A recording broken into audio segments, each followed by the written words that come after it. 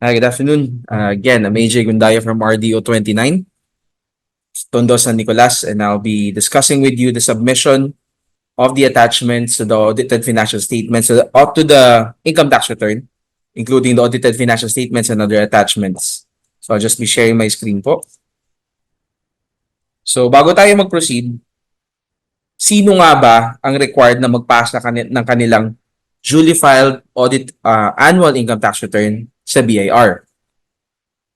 So taxpayers who electronically filed either via EFPS or EBR forms without any required attachment need not submit printed copies of electronically filed tax returns to the LTS or the RDO. So kung kayo po ay nag-file electronically, either EFPS at or EBR forms at wala kayong kahit anong attachment sa inyong annual ITR, hindi nyo na po kailangan magpasa ng printed copy ng inyong ITR sa BIR. The mere fact that you already filed electronically and you have received either the filing reference number for EFPS users or the email confirmation receipt for EBF form users, that will suffice as proof of you having already filed your annual ITR. Tapos na, wala na kayong kailangan gawin.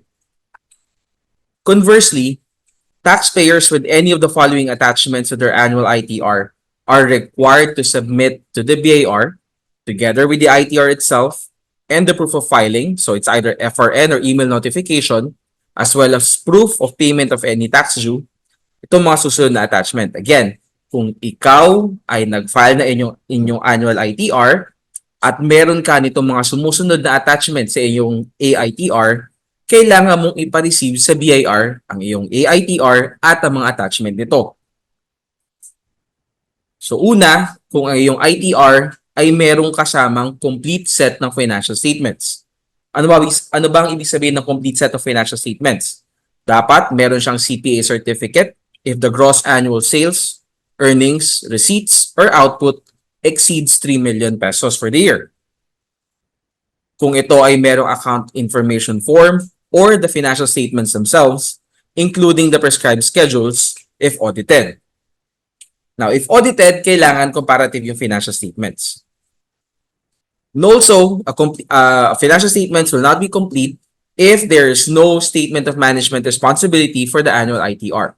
Again, a complete set of financial statements must have the CPA certificate if the gross exceeds 3 million pesos for the year, the financial statements themselves, including the prescribed schedules, and it must be comparative if it is audited. Also required is the statement of management responsibility for the annual income tax return. Required din magpasa ng kanilang annual ITR with attachments kung sila ay required magpasa ng Form 1709. Form 1709 is the information return on transactions with related parties. So sino ba mga required magpasa ng Form 1709? These are large taxpayers, taxpayers enjoying tax incentives, so either BOI, or any tax incentive scheme kung sila ay income tax holiday or preferential income tax rate. As long as they're enjoying tax incentives, they're required to file Form 1709. Kasama din dyan yung mga taxpayers who are reporting net operating losses for the current taxable year and preceding 2 years. So kung tong taon na to, net loss ka, and then 2 years back, net loss ka pa din, so 3 taon ka ng sunod-sunod na net loss, you are required to submit BIR Form 1709. Kung ikaw din naman ay related party nung unang tatlo, so as defined in the regulation governing Form 1709, if you are a related party of a large taxpayer, of a taxpayer enjoying tax incentive, or a taxpayer who is operating net loss for this year and the preceding 2 years, you are required likewise to attach to your ITR BIR Form 1709. Likewise required to submit their AITR sa BIR if they are claiming tax credits. So this includes BIR Form 2307, so creditable tax withheld at source. Those claiming BIR Form 2306, so final tax withheld at source. Those claiming tax credit for using BIR Form 2316, compensation with or without tax. Those claiming tax credits from using BIR Form 1606. those who are claiming tax credits from other countries, and any other tax credits that the taxpayer may have. Kung meron kang kiniklaim as tax credit pang-awas sa iyong tax due, kailangan mong i-attach yun sa iyong annual ITR, and therefore, yung iyong annual ITR, kailangan mong ipasa sa BIR. So, kasama din dyan yung mga merong other attachments. Ano ba yung mga other attachments? This is our catch-all provision.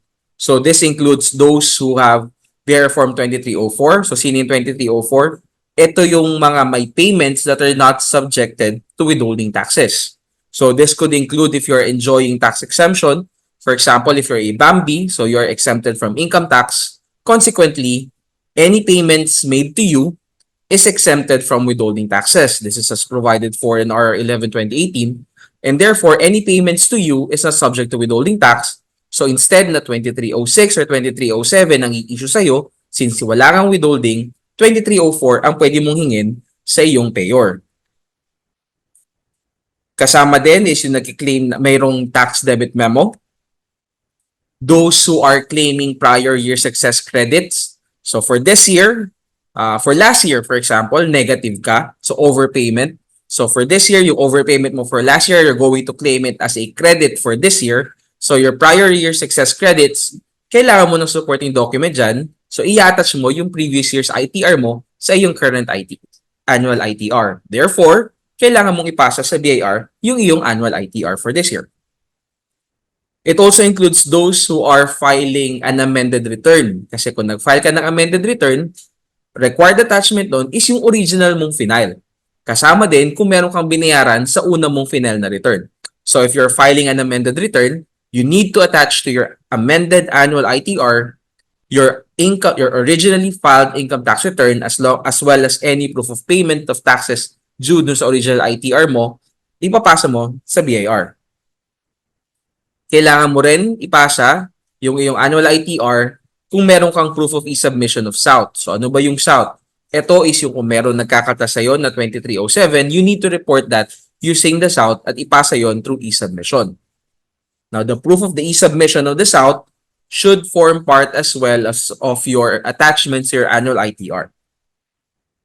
And others, kung ano pa yung fill ninyo would result in the accurate and correct computation of your annual income tax due for this year, i-attach nyo sa inyong ITR. But syempre, dahil magkakaroon kayo ng attachment, the annual ITR itself, along with the attachment, must be submitted to the BIR. So again, let's recap. Those who filed electronically, either EFPS or EBIR forms, without any attachment, need not submit their ITR to the BIR. You receiving the filing reference number for EFPS and the email confirmation receipt for EBIR forms shall suffice as proof of having submitted to the BIR. Kung meron ka namang kahit anong attachment sa iyong ITR, financial statements, tax credits, or whatever, kailangan mong ipa-receive yung iyong attachment, saka syempre yung annual ITR sa BIR.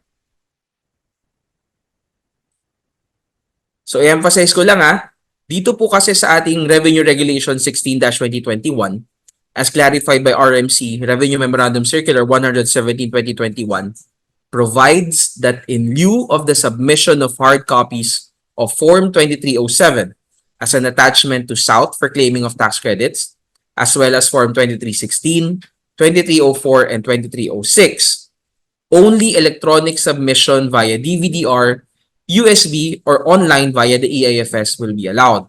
Anong ibig sabihin nun? Sa Tagalog, kung ikaw ay nakiklaim ng tax credit, either Form 2307, or 2306, or 2304, 2316, hindi nyo na pwedeng i-attach yung hard copy sa inyong ITR. Ang tatanggapin na lang po namin is nakasave either sa DVD-R or sa USB, or pwede nyo siyang ipasa using the EIFS. Of course, this does not apply to those who are not required to electronically file their ITR. So kung ikaw ay senior citizen, PWD, or an employee filing who's earning pure compensation income, so Form 1700 ang iyong ipa-file, hindi ka covered ditong provision na to, and therefore, you can still attach your 2307 or tax credit certificate for that matter in hard copy. But for everybody else na hindi senior citizen, hindi PWD, hindi pure compensation income earner filing Form 1700. For everybody else, we will no longer accept the submission of the hard copy of the 2307, 2316, 2304, or 2306. Ang tatanggapin lang po namin is the electronic copy which is saved either sa DVD-R or sa USB at ipapasa ninyo kasama ninyong ITR sa BIR or submitted online via the EAFS. Now, consequently po, again, i-emphasize ko lang ha, submission of hard copies, except doon sa tatlong minention ko, as an attachment to the AITR for purposes of claiming tax credits will not be allowed. I hope we're clear with that. Now, yung pong rule na yon, yung hindi na kami tatanggap ng hard copy ng 2307, 2306, 2304, or 2316, hindi lang po applicable yan sa annual ITR. Applicable din po yan sa quarterly ITR, Form 1702Q and 1701Q. Applicable din yan kung ikaw ay nagpa-file ng VAT return, so you're a VAT registered taxpayer using Form 2550Q. You are a non-VAT taxpayer filing Form 2551Q. You're filing Form 2553. Or any other tax return wherein you are claiming tax credits. If you're claiming tax credits, kahit anong tax credit form pa yan, 2304, 2306, 2307, or 2316, except dun sa tatlong minention ko, hindi na po namin tatanggapin ng hard copy. Dapat po naka-CD, naka-DVD-R or USB. Now, kailan ba ang deadline ng pagpapasa ng inyong annual income tax return with attachment sa BIR? Let's be clear, iba po ang deadline ng pag-file ng annual ITR sa deadline ng pagpasa ng annual ITR and attachment sa BIR. Ang deadline po natin for this year ng filing ng inyong annual ITR is on April 15. Now, the deadline for submission of your duly filed annual income tax return with attachment will be as follows. Now, the deadline of submission of duly filed AITR with attachments for taxpayers who filed electronically, either via EFPS or EBIR forms, regardless if with or without tax due, is 15 days after the deadline for filing of the ITR or the date of actual filing, whichever comes later. Again, for those who filed electronically, using either EFPS or EBIR forms, with or without tax due, the deadline for submission of the AITR with attachments shall be 15 days from the deadline of the filing of the ITR or the date of actual filing, whichever comes later. For taxpayers naman who filed manually, so hindi nag-EFPS, hindi nag-EBIR forms, okay? Regardless if with or without tax due, the attachment shall be submitted at the same time as the annual income tax return. We have an advisory that was released which specifically mentioned there that taxpayers must file electronically except, may exemption na nilagay po doon, except those who are senior citizens who will be filing for their own, for PWDs, as well as for those employees who are earning pure compensation income, therefore they'll be filing Form 1700. For everybody else, electronic filing dapat sila. Yun pong tatlo na allowed mag-manually file, kung meron silang attachment sa kanilang annual income tax return, it must be submitted together with the filing of their ITR. So medyo magulo, i-visualize nga natin. Example, well actually this is not an example, the deadline itself is actually on the 15th of April, but for our illustration, the deadline is on April 15. The actual filing of the ITR by our taxpayer is on April 4. Kung ikaw ay electronic filer, April 30 ang deadline ng pagpasa ng iyong AITR with attachment sa BIR. Plus 15 days kasi electronic filer ka. Kung ikaw naman ay manual filer, ang deadline ng pagpasa ng attachment sa iyong AITR is on April 4, kasabay ng pag-file mo ng iyong income tax return. For example, deadline is April 15, actual filing is on April 19. April 15 ka ang deadline, April 19 ka nag-file ng iyong ITR. Kung ikaw ay electronic filer, the deadline for submission of your audited financial statements and other attachment to the AITR is on May 4 kasi 15 days from April 19. Kung ikaw ay manual filer naman, the deadline is on April 19 kasabay ng pag-file mo ng iyong annual income tax return. I would like to point out, however, that in our second scenario, dahil ang date of actual filing niya is April 19, late na siya and therefore subject to penalties on late filing of the annual income tax return. However, ang pinag-uusapan natin dito na urong yung deadline is on the submission of the audited financial statements and other attachment to the annual ITR. Kahit sa scenario number 2 natin, late na siya for filing the AITR, kung nagpasa siya ng kanyang attachment within 15 days sa electronic filer, pasok pa rin siya, wala pang penalty. So meron siya hanggang May 4 para ipasa yung attachment niya. But for manual filer, kasabay ng annual ITR ang kanilang attachment and therefore April 19 din ang deadline. Now, paano ba magpapasa sa BIR ng AITR with attachments? So, dalawa ang pagpasa natin. It's either ipasa nyo yung hard copies. So, pwede nyong ipasa yan sa BIR filing centers until April 15, the deadline. Or sa mga revenue collection officers or sa collection section of the RDOs up until April 16 onwards. For manual filers without tax due and electronic filers with or without tax due. So again, for manual filers without tax due and electronic filers with or without tax due, they may submit the hard copies of their annual ITR with attachments from up to April 15 sa BIR filing centers, April 16 onwards sa ating mga RDOs. Pwede din naman sa RCOs, sa Revenue Collection Officers, and sa mga AABs kung kayo ay manual filer with tax due. Now, bukod sa manual or hard copy, meron din tayong electronic submission. Electronic submission may be made via the EAFS. So, anong katunayan? What shall serve as proof ng pag-submit ninyo na inyong AITR with attachment sa BIR? For those who decide to submit the hard copies, tatatakan manually ng receive sa inyong AITR, Annual Income Tax Return for manual filers without tax due, or dun sa FRN, print out ng filing reference number and the email confirmation for electronic filers. Again, tatatakan ng receive yung AITR kung manual filer without tax due or the FRN or email confirmation kung electronic filer. So kung kayo po ay nag-file using EFPS or EBIR forms, ang tatatakan lang po namin is yung printout ng filing reference number and email confirmation. Hindi po namin tatatakan yung printout ng inyong ITR. Okay po, wag na po natin ipilit. Hindi po namin tatatakan yun. Ang tatatakan namin is only the proof of electronic submission, of electronic filing rather. Tatatakan din namin kung meron kayong financial statements, the balance sheet, the income statement, and the audit certificate.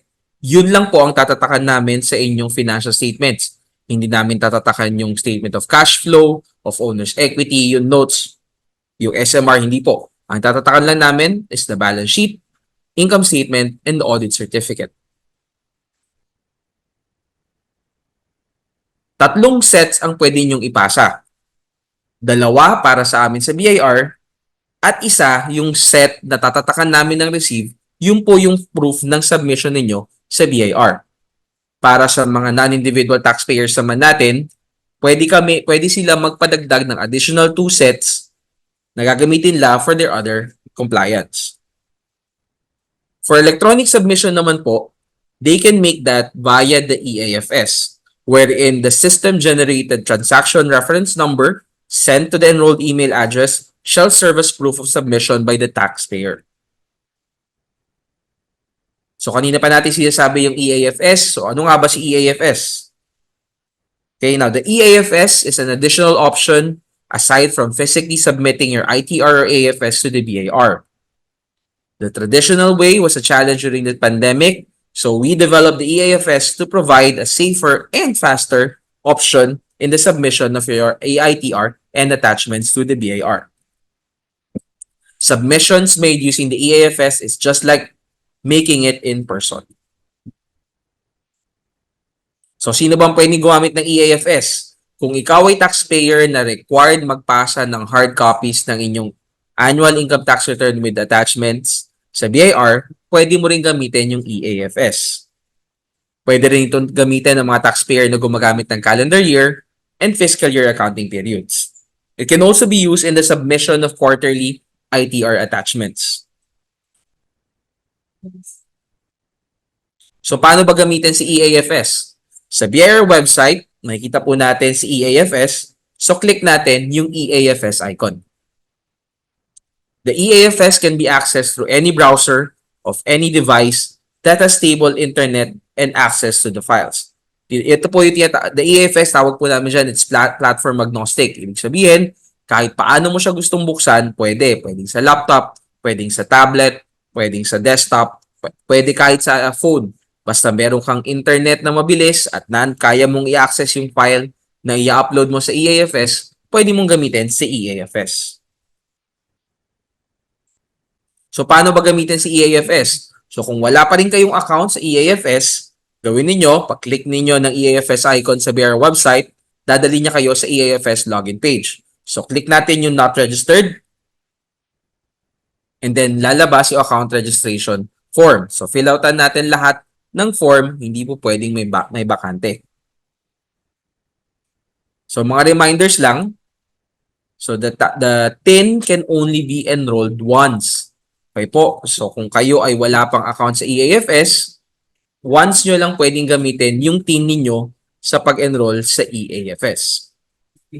However, the TIN of your taxpayer representative may be enrolled multiple times. So, kung may accountant na magpa-file para sa inyo or gagawa ng EAFS account para sa inyo, or kayo ay practicing accountant, pwede nyong gamitin yung inyong TIN as many times as kung gaano man kadami yung enrollment na gagawin ninyo para sa inyong mga kliyente. However, kung kayo ay gagawa ng EAFS account para sa inyong sarili, so doon kayo sa taxpayer information side mag-fill out, once nyo lang pwedeng gamitin yung inyong TIN. Likewise, email addresses can only be enrolled once, either as a company TIN or a taxpayer's representative's TIN. So, kung kayo ay, for example nga, ay accountant, gagawa kayo ng EAFS para sa inyong mga kliyente. Kung ilang kliyente ninyo ang inyong gagawa ng EAFS account, ganun karaming email address ang dapat ninyong gamitin. Hindi po pwedeng mag-recycle ng email address sa EAFS. Kung kayo naman ay gagawa ng EAFS account para sa inyong sarili, wala kayo accountant, kayo mismo ang gagawa ng EAFS account ninyo, yung pong information na fill outan ninyo sa taxpayer information, copy nyo lang po sa authorized tax agent's representative's details. Hindi po pwede kasi may bakante, kaya kung ano yung file, kung ano yung information na nilagay ninyo sa taxpayer information, yun din po yung ilalagay ninyo sa authorized tax agent or representative. Now, i-enroll nyo rin po yung inyong preferred username. Sasabihin po ni system if your preferred username is no longer available, so you will be asked to provide a different username. For password naman po, we provided password policies to help guide you in selecting an appropriate password for the EAFS. Pag na-fill outan nyo na lahat, click nyo yung submit. Lalabas po si statement of undertaking. Click accept. And then may lalabas po, may matatanggap kayong email sa inyong enrolled email address. Nakasulat doon. Click here. This is your email activation link. Press click here within 72 hours. Dadali niya kayo. Sasabihin niya na kayo ay meron ng successfully created ang inyong EAFS account. Pwede na kayong mag-login at gamitin si EAFS. So, paano ba gamitin si EAFS? Again, sa EAFS login page, provide your username and password and click login. Lalabas ang inyong dashboard. On the right side on the left pane of your dashboard, click file upload. Now, sa pagpasa po ng EAFS, meron pong 5 fields na pwede ninyong ipasa. Meron yung para sa inyong ITR, para sa inyong audited financial statements, Form 1709, others, and tax credits. So, ito yung nilagay namin. Ito yung mga upload box na paglalagyan ninyo ng inyong mga files. Isang upload box para sa annual ITR, isang upload box para sa audited financial statements, isang upload box para sa Form 1709 and its attachments, 3 para sa tax credit, and isa para sa others. Kung kayo ay nauuntian, take note po na each of these input boxes can accommodate up to 4.8 gigabyte of file. Ang equivalent po ng 4.8 gigabyte is around 10,000 pages. So unless meron kang more than 10,000 pages na ITR, AFS, Form 1709, kayang-kaya po ni system na tanggapin yung inyong submission for each of this upload box. Tapos meron pa kaming 3 pre-provide para sa tax credit. Ibig sabihin, unless more than 30,000 pages yung tax credits na meron ka, kayang-kayang i-accommodate ni EAFS yung iyong submission. Now, just in case, now these are for our large taxpayers because most likely sila yung maraming tax credit na i-claim. If their submission is more than 30,000 pages, all they have to do is to submit another one using the EAFS. Now, sa pagpasa po sa EAFS, para makapagpasa tayo, we have to first select the applicable period. So, quarterly ba or annual yung ipapasa natin?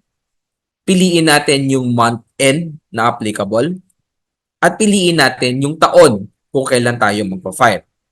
Once na ginawa po natin ito, the system will automatically provide the required file names for each of the file types that you will be submitting. Hindi nyo na kailangang isipin pa kung ano ba yung naming convention na kailangan yung gawin. Ang gagawin lang po natin, i-copy natin at i-paste yung required file names using the naming convention that is prescribed by the EAFS at i-paste natin dun sa file na i-upload natin sa EAFS. Now, take note po that filing using any submission using the EAFS, dapat po yung file is in PDF. Hindi po pwedeng JPEG, hindi pwedeng photo, hindi pwedeng Excel, hindi pwedeng Word. Dapat po PDF file yung isasubmit natin sa EAFS. Now, once you have selected all the files that you're going to submit, click po natin yung submit. However, before you do so, a reminder, once you uploaded files into the BIR, warn ka niya, you will no longer be able to view the files you submitted through the EAFS. Of course, meron kang copy ng mga files mo. Pero yung pinasa mo sa EAFS mismo, hindi mo na makikita. It will be already encrypted and kami lang po sa BIR makakakita nito. Once you uploaded it, click Submit. May lalabas ulit na statement of undertaking, click Accept. And then may lalabas na notification, all files successfully uploaded. You may take a screenshot of this as proof na nakapag-submit ka na nga sa EAFS. However, aside from dito, meron ka rin matatanggap na email na sinasabi that the files that you have submitted, either valid or invalid, has been successfully uploaded into the BIR. Sasabihin niya rin yung transaction code, date and time kung kailan ka nagpasa, as well as the company TIN. Ito yung proof na nakapagpasa ka na nga sa EAFS. And you're done. Yung pagpapasa mo, safe and comfortable, you can do that from the safety and convenience of your office or at home. Tapos napakasimple pa ng user interface sa paggamit ng EAFS para madali siyang itindihin at madali siyang gamitin. Now, kung gusto mong makita yung mga pinasa mo sa EAFS, balik ka sa dashboard mo and then click Transactions. So, dito, makikita mo lahat ng submission na ginawa mo. Diba kanina, meron na akong pina-screenshot sa inyo na notification from EAFS na nakapagpasa ka na nga. Tapos, meron ka pang matatanggap na email. Tapos, pwede mo rin tingnan within the EAFS kung ano yung mga pinasa mo. Kaya sigurado na kapag nakapagpasa ka successfully sa EAFS, meron kang proof ng mga submission mo. Now, lahat ng submission mo, you can filter that by either selecting the upload date or encoding the transaction code or the remarks. Pag in-input mo, you can filter kung ano yung gusto mong makitang submission sa EAFS. You can then click the action icon para mabuksan kung ano yung pinasa mo sa EAFS. Now, when you click the action icon, you can only see the file names for each and every submission that you made.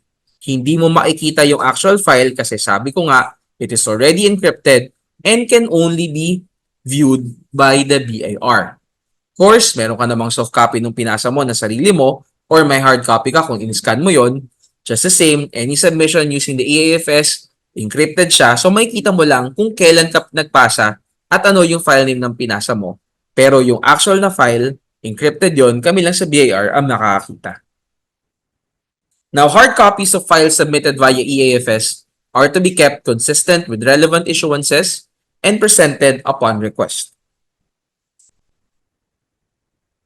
So, ang tanong, kailangan nyo pa bang pumunta sa BIR para magpatatak na inyong annual ITR with attachments after using the EAFS? The answer is no.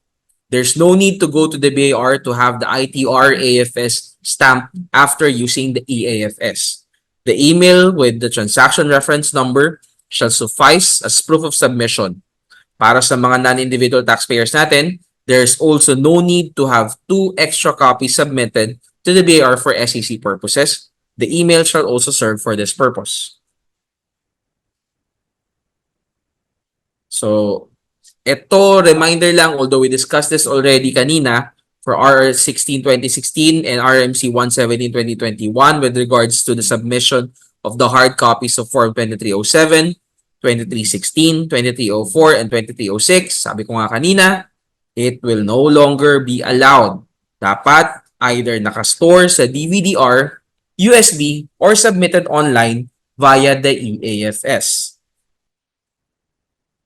However, 16-2021 does not only apply to submission of attachment to SOUT for claim tax credit per RR2-2006, but also to submission of Form 2316 required by RR11-2013, both amended by RR2-2005.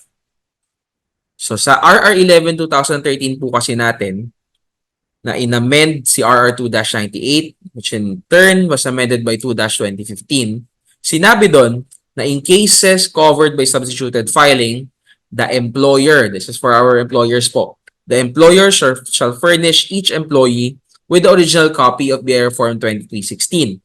And in lieu of the submission of hard copies, submission via DVD-R was provided.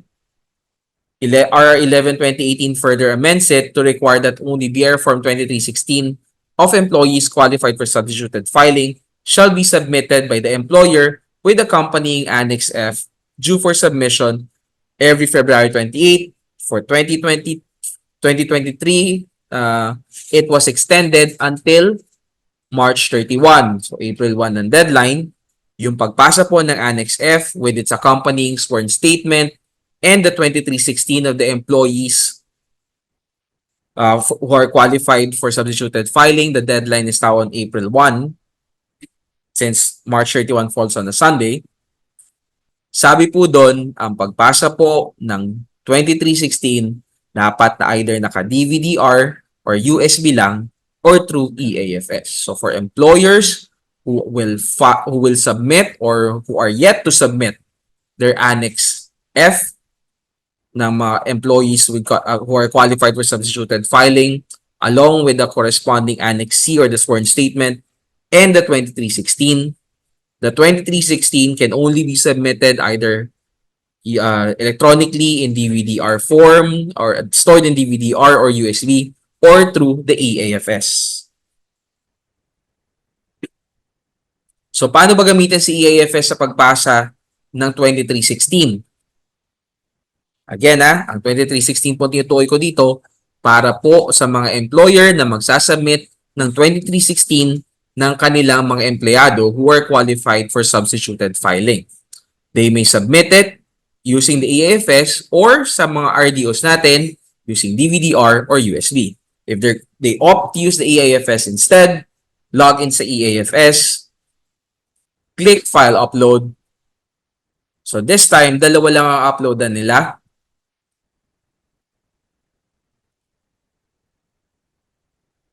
It's either others and yung tax credit. So sa tax credit, dito nila i-upload yung mga 2316 nung kanilang mga employees who are qualified for substituted filing. At dun sa others, dun nila ilalagay, i-upload yung Annex F and Annex C.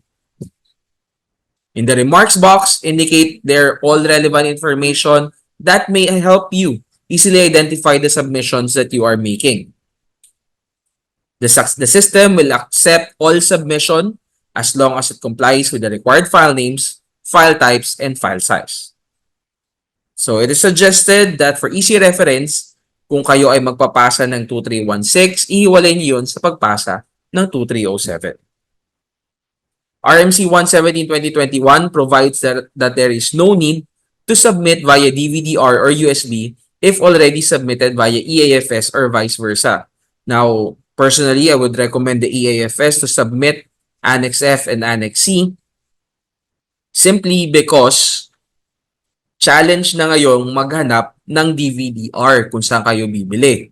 Marami po kami naririnig na napakahirap daw maghanap, online na lang nakakabili, napakamahal pa ng DVD-R. Now, USB naman, parang masyado po yatang mahal para magpasa ng 2316, lalo na kung iilan lang naman yung empleyado ninyo na ipapasa sa BIR. So what we suggest, what I would personally recommend, is that we use the EAFS instead.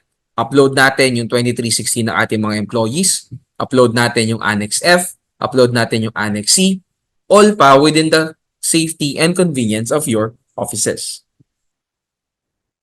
Now, RMC 117-2021 also provides that once a mode of submission is selected, only one method shall be used in any given period.